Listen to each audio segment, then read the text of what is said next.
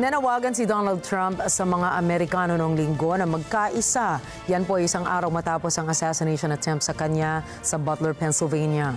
Tinamaan ng bahagya sa tenga ang 78-year-old na dating Pangulo. Patay ang shooter at isa pang bystander. Dalawang spectators naman ngayon ang nasa kritikal na kondisyon dahil sa mga sugat. Ito ay sinasabing pinakamalalang US political violence sa loob ng maraming dekada. Mula sa Pennsylvania, nagbabalik si Myla Simbulan para sa report. Ito ang mga imahe na paulit-ulit na pinalalabas simula noong Sabado ng hapon na nakagimbal sa Estados Unidos. They said, take a look at what happened.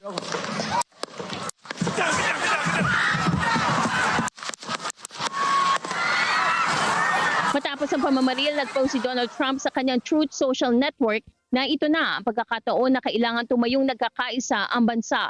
Anya, hindi dapat payagan ng Amerika na manaig ang kasamaan.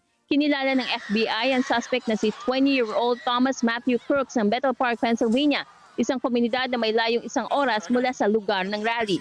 Si Crooks ay sinasabing rehistradong Republican at pinaniniwala ang gumawa mag-isa. Ang kanyang motibo ay hindi pa natitiyak. Agad na tumugon si Pangulong Joe Biden sa naganap na pamamaril. There's no place in America for this kind of violence. It's sick. It's sick. It's one of the reasons why we have to unite this country.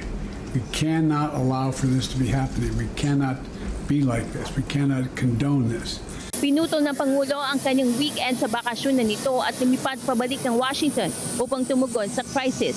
At noong linggo nanawagan din siya para sa pagkakaisa. Sinabi nitong pinangungunahan ng FBI ang investigasyon at hindi pa malinaw ang motibo ng suspect. I urge everyone, please, don't make assumptions about his motives or his affiliations.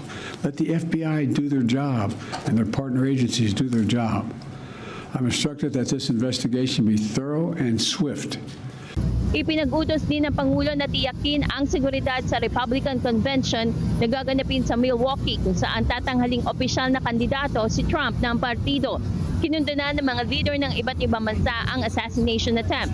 Ayon sa Kremlin, walang lugar ang karahasan sa politika. Sinabi naman ni Israeli Prime Minister Benjamin Netanyahu na ang pamamaril ay pag-atake, hindi lamang kay Trump. This was an attack on a candidate for the presidency of the United States. This was an attack on America. It was an attack on democracy.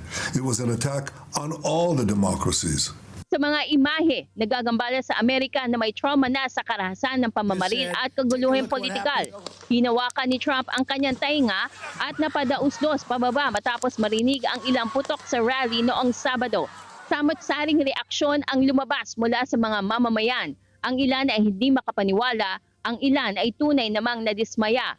Ayon kay Clint DePlukian ng Louisiana, sa ballot box dapat ayusin ang issue.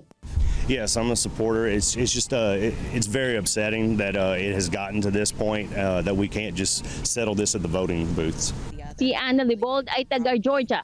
Anya, kailangan na mas mahabang pasensya para sa isa't isa. I do think tensions are rising even just between families and coworkers with different opinions, and events like this can heighten those emotions and make people be more extreme towards one way or the other, when I really think that probably most people's views without the influence of these events are somewhere in the middle. So it's just sad and scary.